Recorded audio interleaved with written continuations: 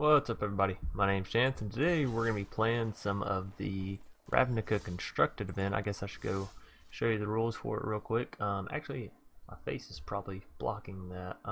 Anyways, it says, bring your constructed deck of only cards from Guilds of Ravnica or Ravnica Allegiance and play games. And then you, of course, receive rewards based on how many you win, just like always. And it only costs either 50 gems or 250 gold, so pretty cheap event, and it's actually pretty fun. I've seen some pretty interesting decks, and if you manage to get up to 4 wins, then you get one guaranteed rare card, which is pretty worth it. So if you want to grind out that mode or that event for a little bit and get some juicy cards, I definitely recommend it. So now we're going to hop right into the deck tech or the deck breakdown, and then we'll get right into our game. And we will be starting fresh with this. I know sometimes I start halfway through matches just to show you guys, like, hey, it works. But I've already ran this deck twice. I got 4 and 2 once and 3 and 2 the other time, so I know it's at least decent. So nonetheless, we'll hop right into the creatures and whatnot. So starting us off here, we have 2 Haazda Marshals, 3 Healer's Hawks, 400 Witness, 2 Dawn of Hopes, and 2 Impassioned Orators. So we are playing a Naya tokens.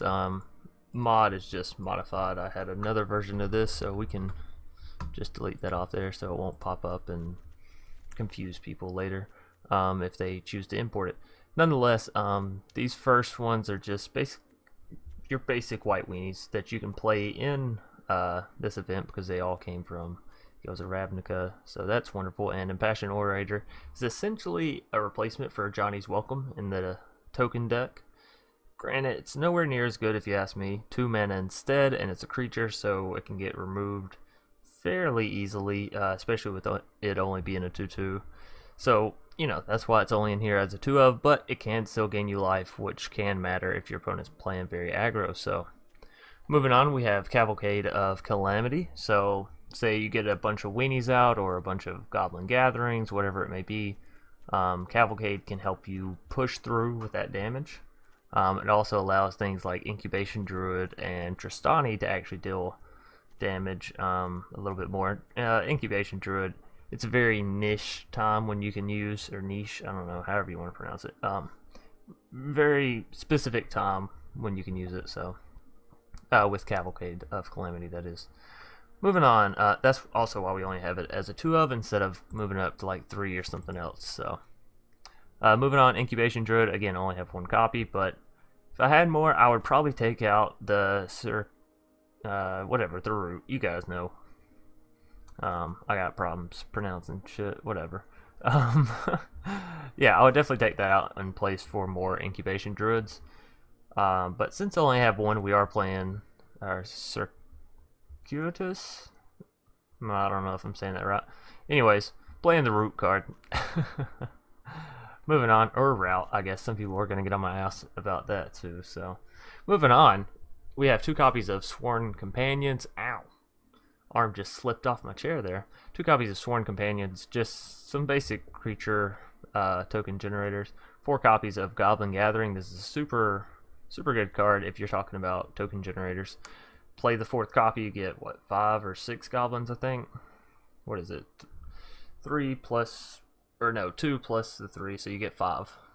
5 for 3 mana is pretty worth. Moving on, we have 4 copies of Conclave Tribunal. Obviously, you're playing a lot of creatures, so it's pretty easy to convoke this out for pretty cheap. And 4 copies, you'll end up using all 4 if you draw them. More than likely, I will say that. You do have some games where you just, I don't know why you wouldn't use it. Maybe the Ixalan's binding your Conclave, but that's not even in this format, so never mind. I don't know why you wouldn't run 4 copies in a token deck, to be quite honest with you. Moving on, we have 2 copies of Beast Whisperer for all the creature cards, and we do have a fair amount of creature cards, not just token generators, so will help us get some card draw there. Of course, the root to help us ramp a little bit. We are playing plenty of gates in order to use it to our advantage, especially with only 2 copies in the deck. And essentially, down here at the bottom, we have the things that we're trying to ramp to. So, Biogenic Ooze still fits, you know, with the tokens, as it does create tokens. It is a token generator. It's just a really, really strong token generator, so of course we have to have it in the deck, especially if we're trying to ramp. Next is Tristani Discordant. So this sort of cancels Cavalcade of Calamity, but you have to remember two things. One, you only paid 2 mana for it, and you probably paid that early on, I'm guessing, if you got it out. 2, if you manage to get out of Tristani Discordant and they don't die, I don't think you should really be upset about your Cavalcade being canceled out.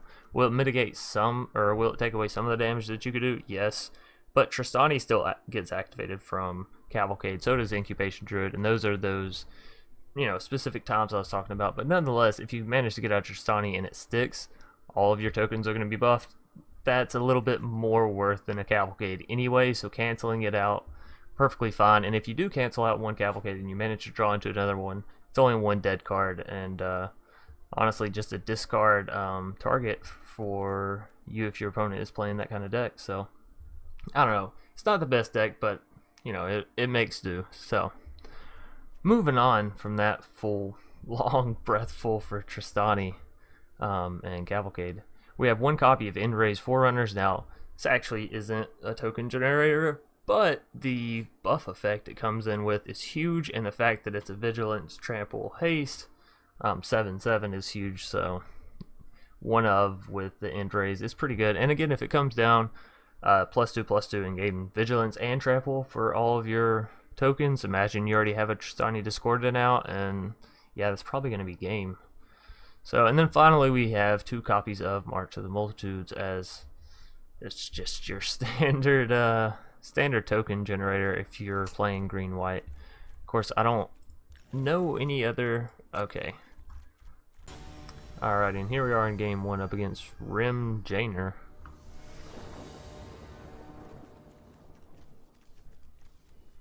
It's an okay hand. We'll end up playing Incubation Druid before the Hunted Witness, but I still think it's fine. Actually, we may play Goblin Gathering turn 3. Let's see, Godless Shrine coming out for our opponent, so we're going to go Incubation Druid. We'll have 3 mana. Maybe we do go Goblin Gathering, although it only creates 2, so it's only better than Sworn Companions if we draw another Goblin Gathering like right after it, and we don't. So maybe we just go for the ramp, actually. That sounds better. Just in case they remove our elf down there, we can still have. So we go ahead and get out a Gruul Guildgate, and we already have 1 source of red mana. Do we need to? No, we have 1 in hand. So a Selesnya Guildgate is perfectly fine.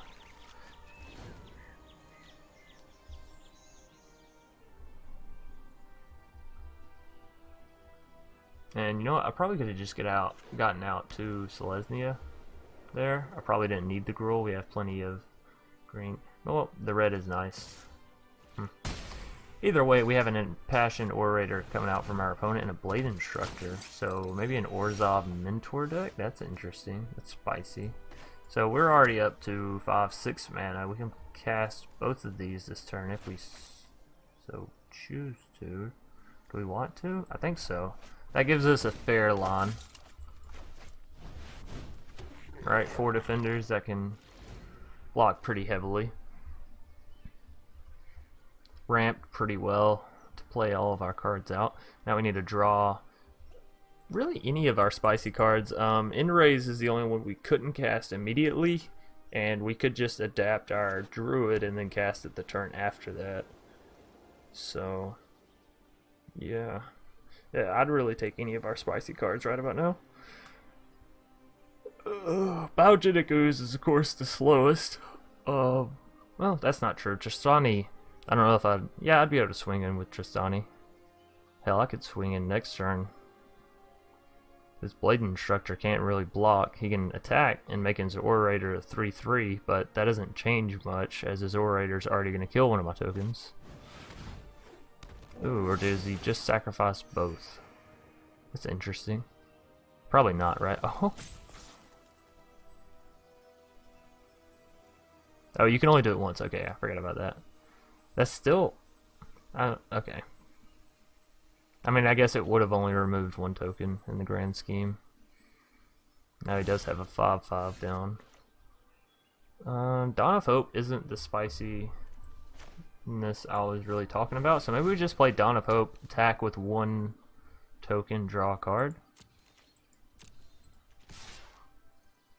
Well, we can replace both of these. No, not if we draw 2 cards. So we'll just attack with 1. That's okay. And we'll pay our mana over here so we can play 100 Witness after this one dies. So next, we want to pay 2. Yes, we'll pay a forest and a Guildgate. Oh, plains. That's not really what I wanted. I don't think we can adapt her. No, 5 mana. No, we can't. We pay the 4 and create another lifelink and not show the 100 Witnesses, but I say play 1 down. Gives us a chum blocker that doesn't even lose us a token, doesn't lose us on the creature count, so that's perfectly fine. He won't attack with his Orator, but he could very well attack with his Undercity Scavenger. Although, then I can swing back, although it's not a very heavy swing, it's only for 2 damage, so attacking with the Scavenger is probably smart. Although it does only remove 100 Witness, so we'll have to see. This does not have Afterlife on it, so that's good. We haven't seen very many cards from him. He sure is taking a while to decide. Okay, yeah, so there's the attack from Undercity. We'll block with 100 Witness.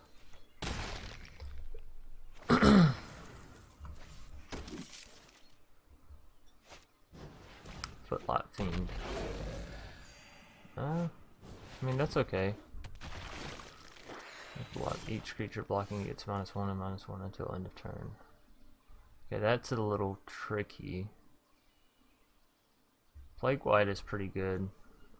1 damage to any target. That's okay. Okay, so we can block out the Footlight Fiend with our Incubation Druid. That's really not the draw we wanted there. Not even gonna lie. Think we go ahead and swing in with both of our soldiers. It's gonna be a little bit costly, but especially if he decides to block with Footlight. So you can block with Footlight and kill the other, which means we won't even get the oh yeah, we would, because it's still deal damage, because Footlight won't die until afterwards. Okay, so that's fine. I do still get to draw twice. He's going to use Footlight probably to kill the, yeah, the other one. That's okay. Oh, wait, resolve that. Hopefully that mana stays. Yes, it does. Okay. So yeah, pay the 2. Yeah, we'll go ahead and pay 2 more. I think we tap a Gruul Guildgate here. Conclave is nice. I think we do throw it out. And I think we throw it out on the Plague White? Right? Because we can't block it, really.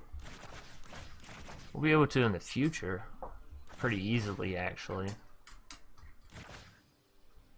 Impassioned Orator is stacking them up. If I take away Undercity, he really doesn't have much of a threat.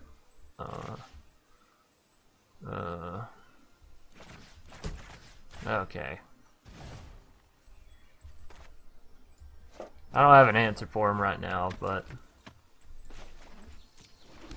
it'll do. We could have paid the 2 life and thrown out our other 100 Witness, but I really don't like the idea of blanking my hand. Although I guess it doesn't really matter.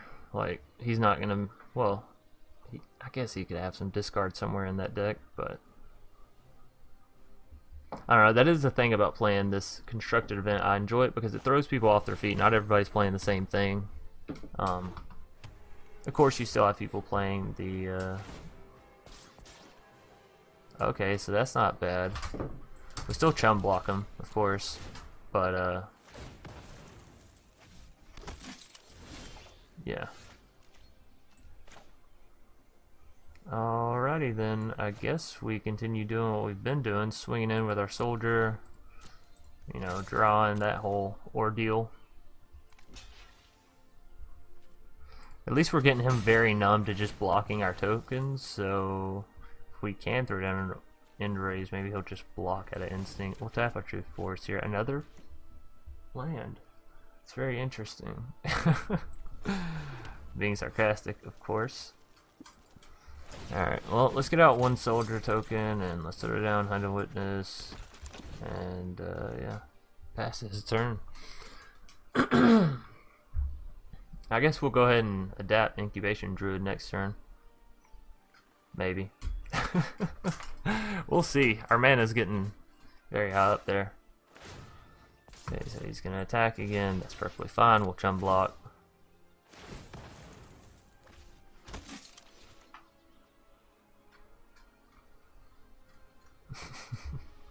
This is going for a while. So I may only be able to get out two games for you guys today. We'll see. You know what? Let's pay the 2 life. Let's throw out a big march, right? So there's 3. It's 3, 5, 7. What's after 7? 8, 9, 10, 11, 12. Alrighty. Wonderful. We're just gonna wait for his turn. And we will throw it down once he goes to attack us. So right about now. Put the blocker out. What did I just say? 12? Holy hell, I'm gonna have to recount. 3, 5, 7, 8, 10, 12, yeah.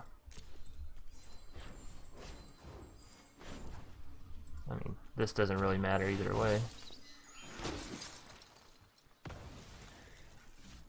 Alrighty. He could have a ritual, so I do believe that is in... Oh, there's the End-Raze. That's what we were looking for. Something spicy. Actually, I think End-Raze is the most spicy in this case. Yeah, and our opponent's just going to take it in the face. Pretty smart there. I don't think he really stood a chance after that. So, game 1 going, you know, pretty much how you want it to. Just the way most of these go. I do try and refine my decks pretty well so they do play out how I'd like them to. Obviously some are too janky to really achieve that with much of a win rate percent. Nonetheless, we'll move on into a game 2. Actually, we're already here, so I don't even have to cut it out. Wonderful. We're up against Nard 1. Cool name. Well, we start with 2 of our spicy cards. Orator's pretty nice. Goblin Gatherings. I mean, drawing it in our starter hand's pretty good. We go first. We can't. Oh, we drew all gates, huh? Alright, so. What we go? Boros, Selesnya, Gruul. That's what I'm thinking. Not that it really matters.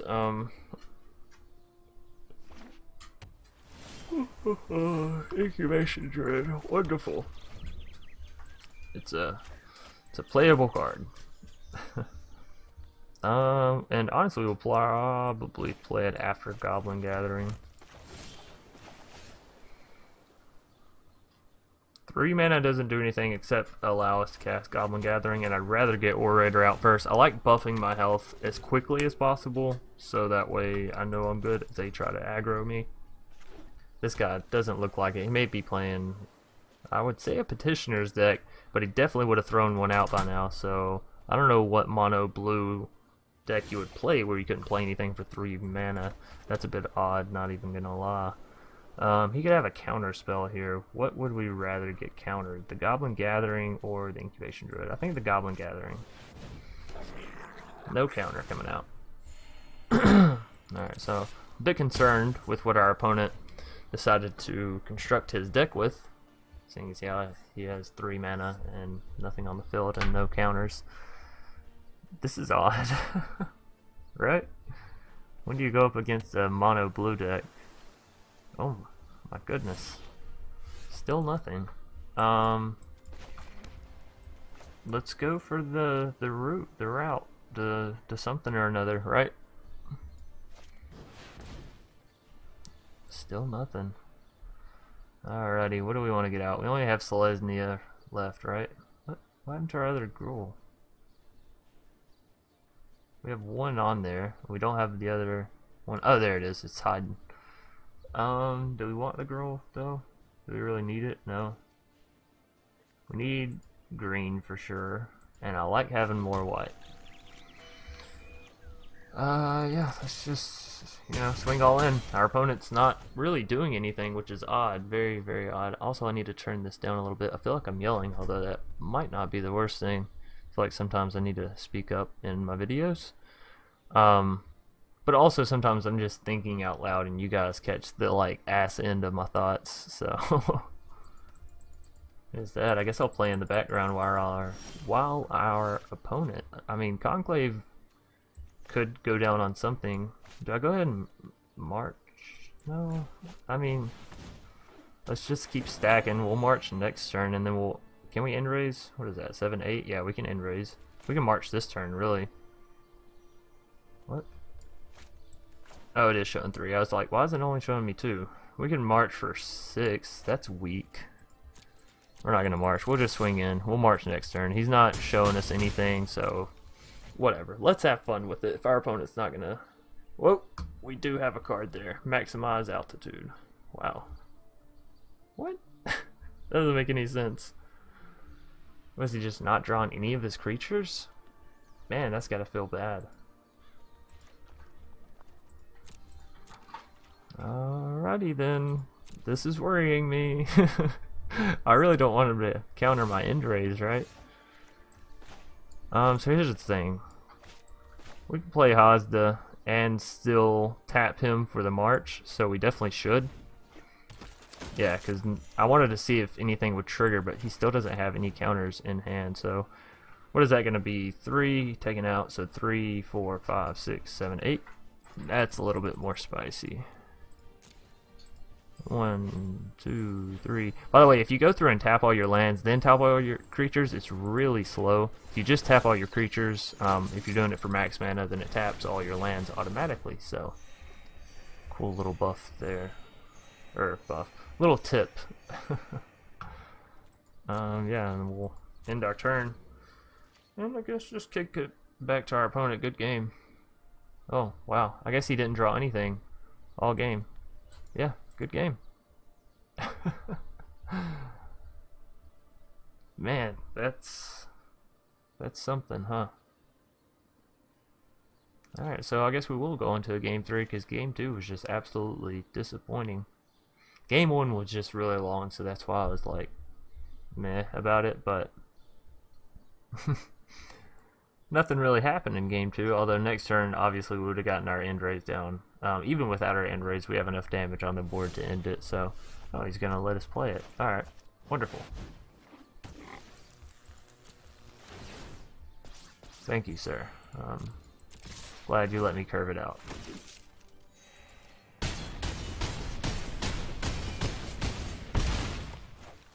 Minus 34. We were at plus 34 before the life gain. How ironic. Not ironic. How coincidental. That's what I'm looking for. Nonetheless, game 2 we're going to be able to pick up pretty easily again. Woodland Stream. Yeah, honestly, those cards, those are uncommons. Wow. That's difficult to picture in my mind, because the gate cards are commons, so...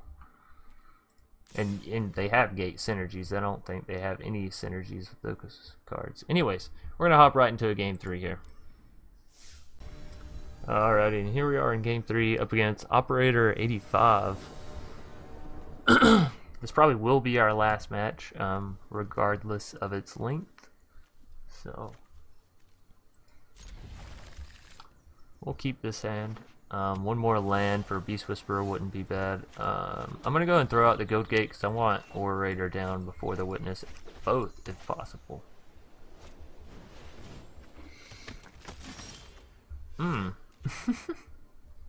Okay, I wasn't expecting the Sun Home. It's interesting. Azorius with a Sunhome. What could he be playing? Azorius Enchantment? Azorius Mentor? Jeskai Mentor? I don't know. It's got me very befuzzled. We can play Orator and Hunter Witness next turn if we want to. Gain 3 life. Yeah, no blocks. 3-1 with lifelink. Yeah, well. Okay. We'll go ahead and play the Orator. I'm going to wait on the Hunter Witness. He's going to swing in for a lot, but I want the card draw off Beast Whisperer. That sounds really greedy, I know. Nah, we have plenty of cards. I can't be that greedy. The reason we need to go ahead and get Hunter Witness down is because he knows we're not going to block with our Impassioned Orators against his Vampire. However, our Hunter Witness can block very easily, and we still get the creature back. So it's very greedy for me to just hold him just for the 1 card draw from the Beast Whisperer. Okay, well now he can just make his Vampire fly, so, you know, I guess holding him back was the smarter play after all. Oh no, he can't attack yet, so let me go ahead and attack. Why would he do that though? That doesn't make much sense when next turn he could make him fly. He just waited 1 turn.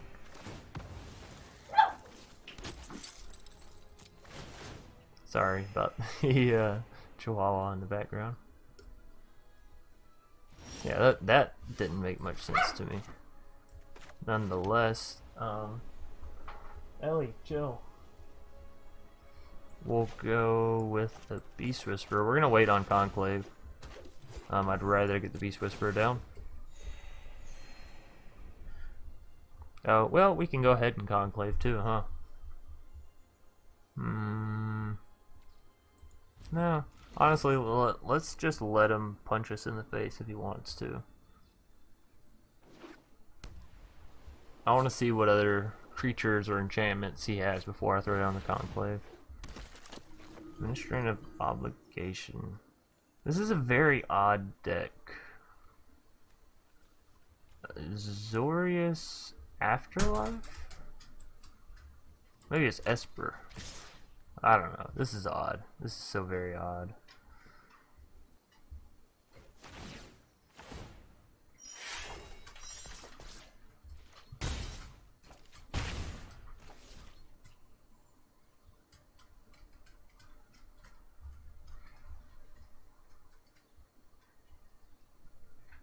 Again, the main reason I'm holding the Conclave is I don't want to play it and play it on something that's really weak in his deck. You know, every deck.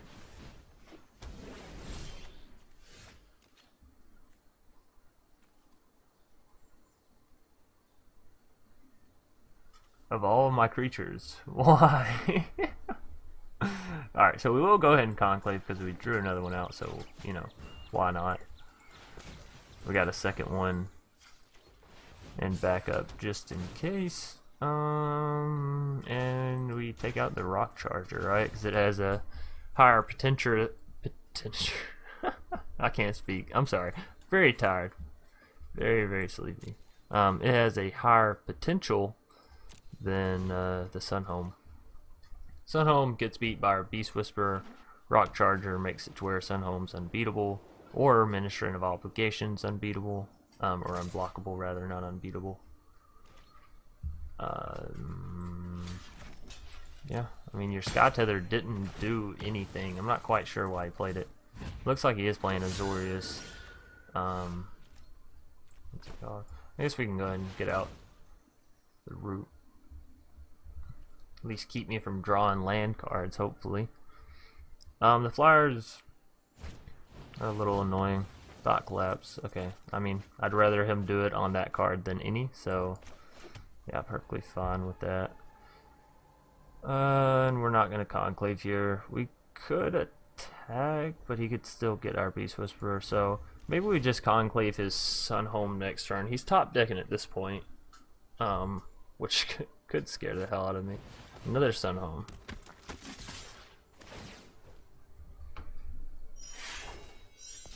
Okay, so he's perfectly content with just killing off his Sunhomes and trying for the flying game. That's interesting, and we're still drawing lands because our route didn't go off. Well, here's the thing. We can't swing in. I would like to, but we can't, because then we can't really block Sunhome unless we double block him with Orator. I'd rather not lose an Orator. Something tells me the life gain may be crucial to us, considering he's trying to race us with, you know, flyers. Granted, very weak flyers.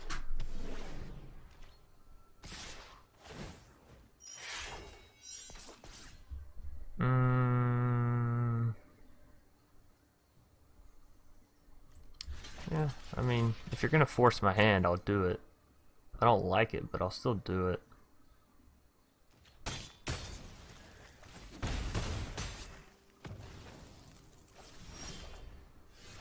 Sworn Companions. There's some rebuttal for me.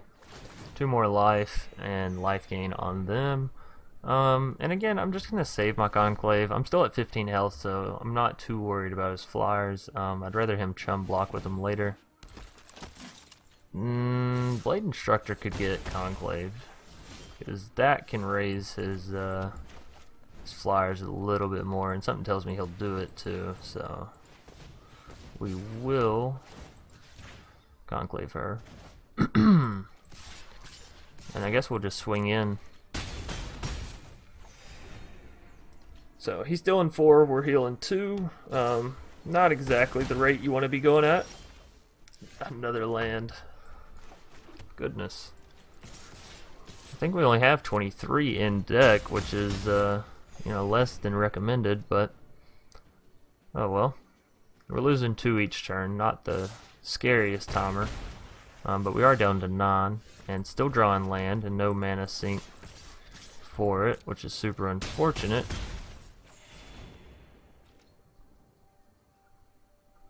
But we're dealing 4, he's only dealing 2, so we are catching up to him.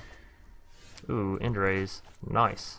Don't have a counterspell. Please just don't have a counterspell. Wonderful. I'm so happy. Our Beast Whisperer is now a 0/5. That's excellent. So yeah, they all have Vigilance, Trample. Even if he kills my Orator at this point, I feel like we have a big enough swing here that it's not going to matter. Yeah. There goes GG. So game 1, 2, and 3 all going to me.